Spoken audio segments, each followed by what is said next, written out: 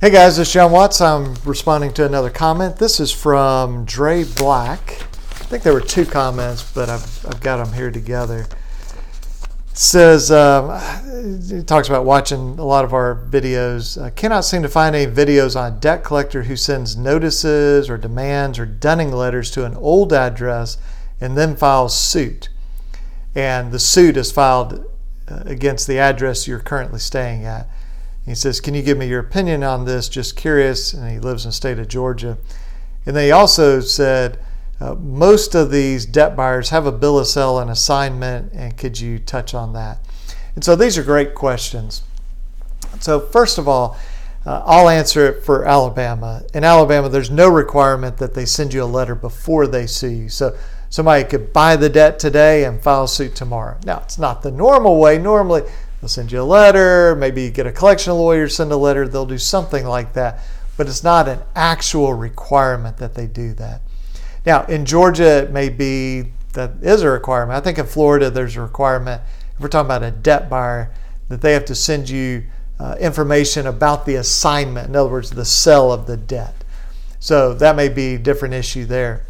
But just the fact that they sent collection letters to the wrong address, but then when they served you, they found the right address, that's not a problem, at least in Alabama. You certainly want to check in Georgia on that. Now, in terms of having the bill of sale and assignment, so usually that is one document. It'll be called bill of sale and assignment. And sometimes it's two documents. But here's the big picture. So let's say we have Synchrony Bank and we have portfolio recovery. Synchrony Bank clearly owns your debt. You took out a Synchrony Bank credit card, might be under another name, but Synchrony Bank is the bank behind it.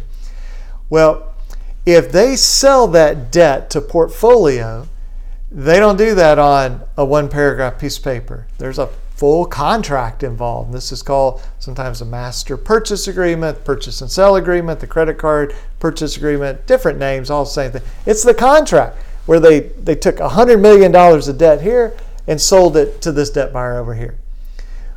That's the contract that we have been preaching here since 2006, that they have to produce in court to show that they really bought. Now, they've come in with one piece of paper called a bill of sale or an assignment.